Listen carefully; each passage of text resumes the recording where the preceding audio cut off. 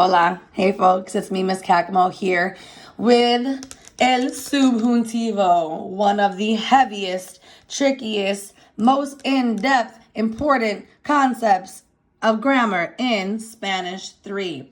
I'm not saying that to scare you. I'm saying that more so because I am excited to teach you the subjunctive, and so is SpongeBob SquarePants. So, if you are thinking at any point of skipping through this video because you feel like you can just figure it out on your own, don't do that. Please, please, please don't do that. Give me a little bit of your time so that you can have a full understanding of the subjunctive, okay?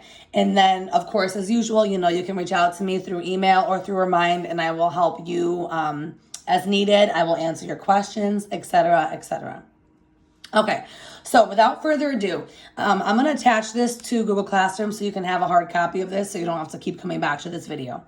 First things first, it is called el subjuntivo. Say it, subjuntivo. Okay, subjuntivo in English is the subjunctive. It's the subjunctive. Okay, now, what is the subjunctive? What I'm going to do right now with this slide here is give you the background knowledge you need to move forward with this topic. What is the subjunctive? Here is SpongeBob. He's telling you, if I could do the voice, I would, but I can't. Subjunctive is not considered a tense, but a mood. So think tenses. We know tenses: present tense, preterite tense, imperfect tense, so on, so forth, future tense. This is not a tense, okay? It does share some commonalities with a tense, but it's not considered a tense. It's considered a mood. And we use subjunctive to express different ideas like desires, doubts, emotions, and the unknown. I'm going to just sit here and circle a little bit obnoxiously with my finger for a minute because subjunctive really does revolve around the unknown. And you're going to hear me refer back to unknown quite a bit in this video, okay? So let's recap. Subjunctive, we know it's not a tense, it's a mood, and we use it to express ideas like desires, doubts, abstract emotions, unknown, so on and so forth. Okay, so I actually recorded this video once and I deleted it because I wanted to go in a different order. I am going to skip this page right here and come right down to my next page. So before I even go over this chart that I created for you, I want you to understand how we form a subjunctive sentence. I feel like with this information first, the part prior will make a little bit more sense. Excuse me.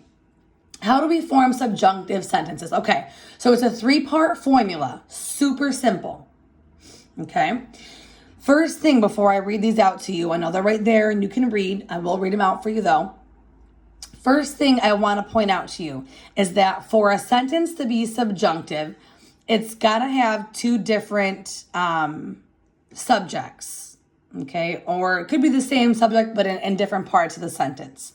So, subject 1, regularly conjugated verb in a phrase from the weirdo chart. That's the one up there. I'm going to scroll up in a minute. The word que, which has no accent, because with the accent it means what, and without it means that. So part 2 is the word que. This is a connecting word that's necessary to introduce the rest of the sentence, which will be in subjunctive. And then the last part, parte 3, is your second subject plus your verb conjugated in subjunctive. So I'm going to leave you right there on that screen for one moment, and I'm going to write out in English an example of a sentence that would take subjunctive in Spanish. I'm going to do a little connection here for you. Give me 1 second.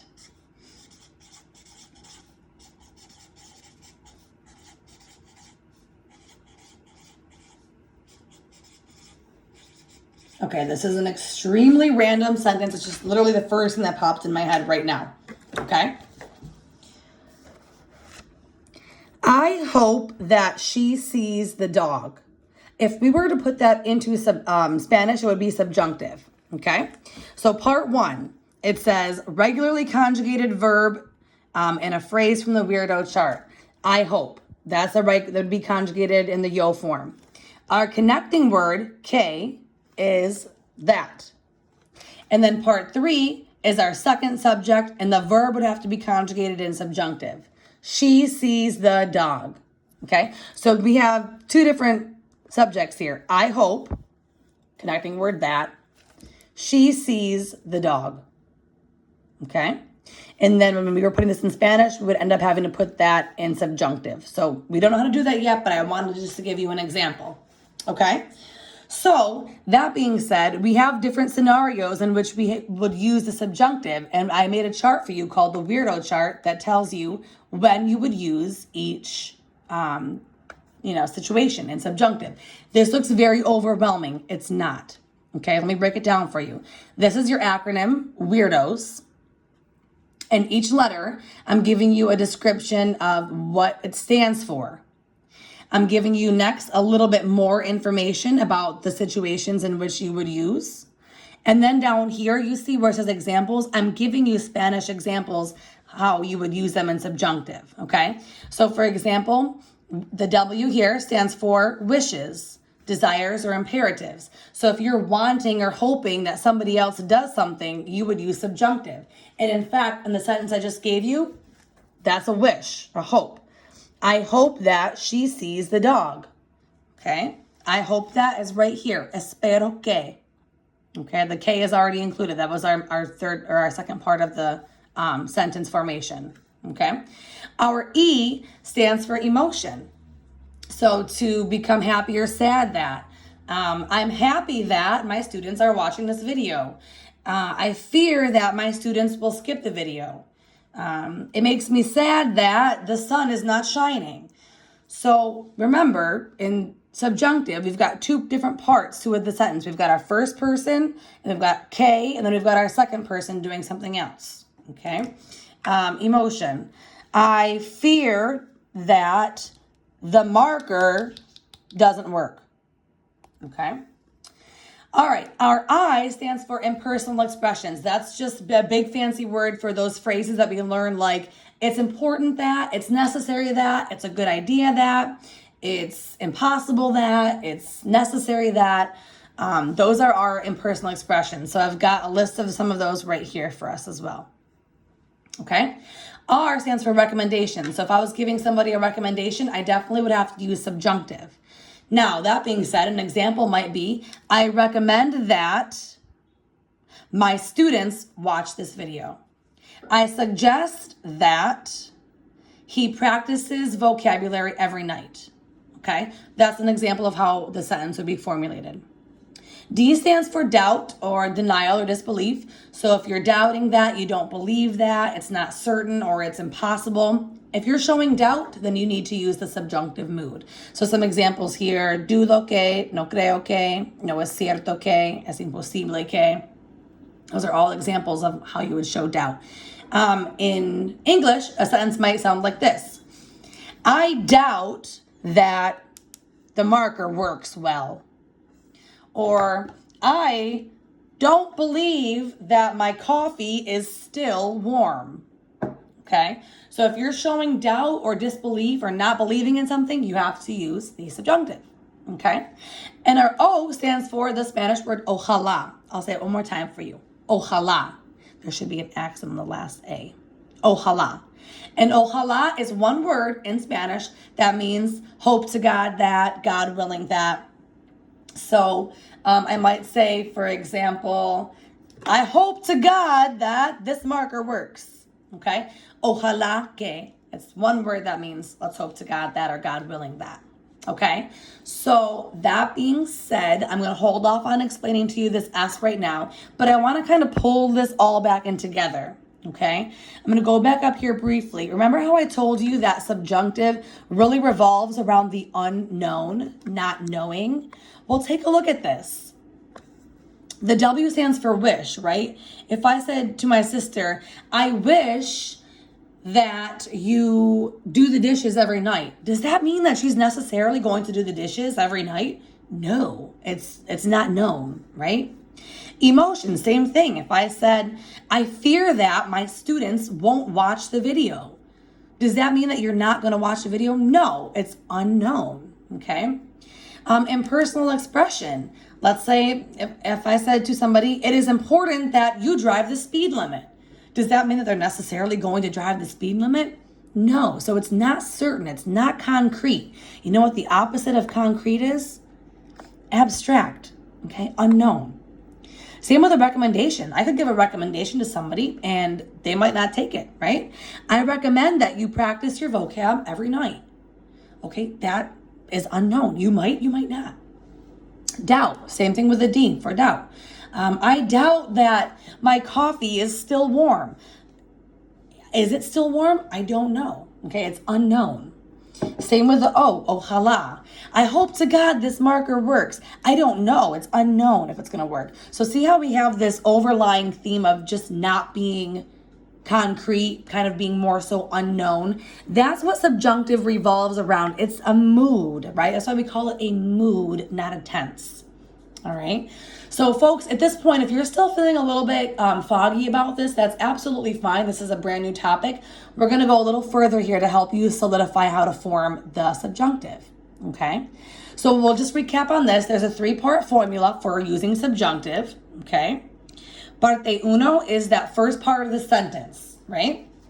Subject 1, conjugated completely regularly. I hope. That falls under the W for wish. Okay. I hope. Part 2, the word K for that. That's a connecting word that's necessary.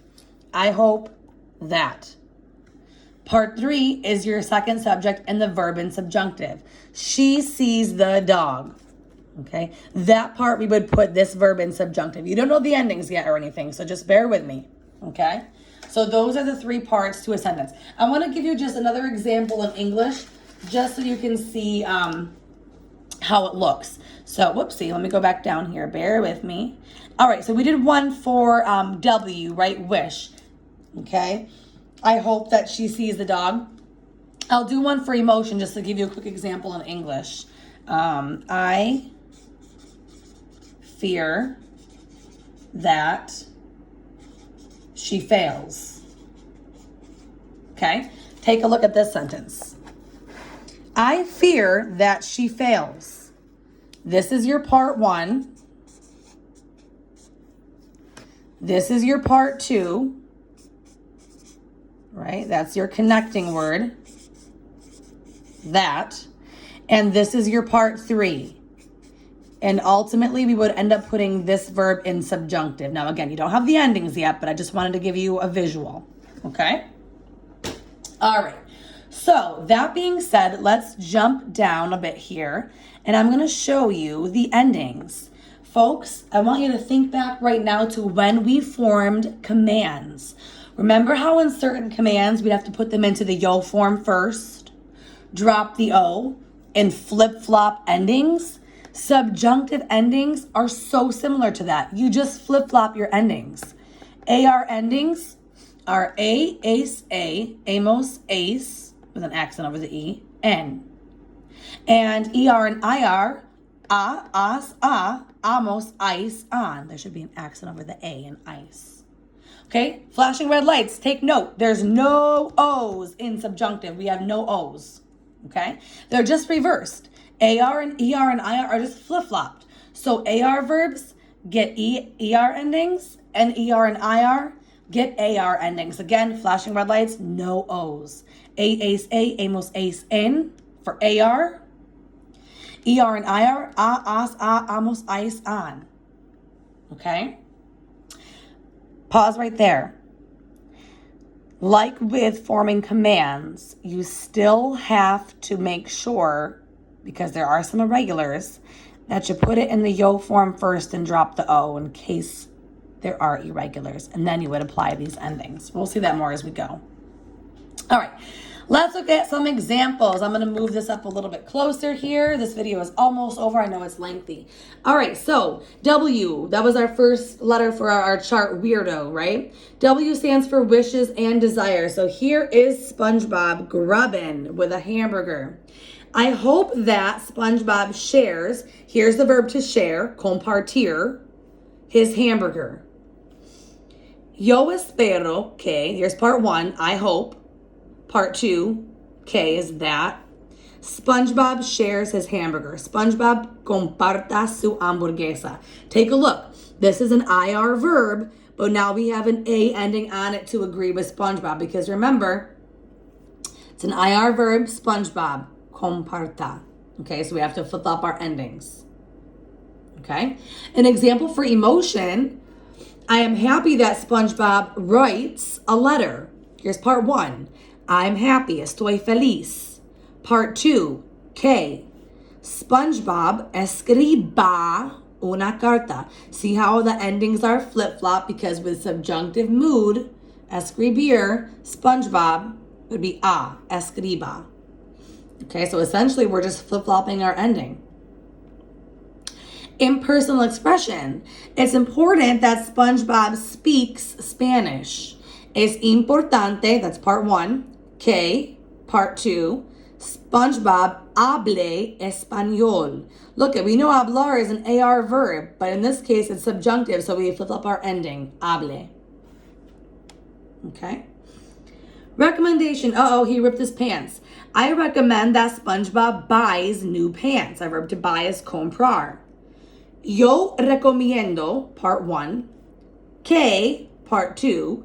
SpongeBob compre nuevos pantalones. We know comprar is an AR verb, but because that part has to be in subjunctive, we say compre. We have to do our opposite ending. We switch, right? All right, D, doubt, denial, disbelief. I don't believe that SpongeBob skateboards. The verb to skateboard, monopatinar. No creo, I don't believe. No creo, part 1. Que, part 2. SpongeBob monopatine. Okay, AR verb, but for the subjunctive, we have to flip-flop the ending. Ojalá, that is our word that means let's hope to God that.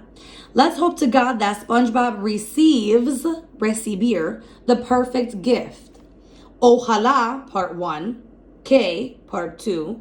SpongeBob reciba, with our subjunctive switched ending, el regalo perfecto, the perfect gift. Okay, so I want to point out to you something very important. I'm going to come back up here, then we're going to end the video here in just a minute. I know it's lengthy. Okay, I want to point out to you this. Part 1, it's a regularly conjugated verb, okay, and a phrase from the weirdo chart. These are your phrases. Quiero que, deseo que, necesito que. Okay, these are your phrases down here underneath examples. The first part of the sentence, folks, again, the first part of the sentence is not in subjunctive. You just conjugate your verb regularly.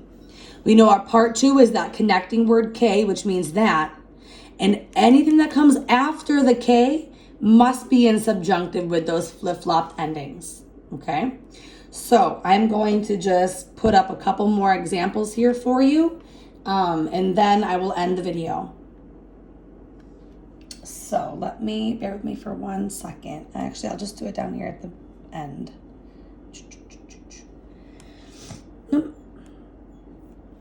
All right, so let's take an example. I'm just going to type here, and I'm hoping you can see this. This is not really my forte, but it's okay. Let me make this a little bit larger. Okay, let's do this sentence. I hope that she dances. Okay. I hope that she dances. Well, that falls under the W for wish. Okay. Wish. It's a hope. It's a wish. So I hope that she dances. Okay. So our yo form of the verb to hope, esperar, would be yo espero. Okay. Here's our connecting word. That's our part 2, the word that, and that's que. Yo espero que she dances. Okay, so everything that comes after this que has got to be in subjunctive. She, we know, is ella. And what's our verb to dance? Bailar, right? I'm going to type it here as a visual. Bailar means to dance. Okay, but look at, we know for subjunctive, we have to flip-flop our endings. So in this case, it would be baile. Okay. Yo espero, part 1, regularly conjugated. Que, that is our part 2. Ella baile. Our verb here is in subjunctive, baile. Okay. All right, I'm going to go ahead and end this video now. If you have any questions for me, please reach out on Remind. Thank you so much for tuning in.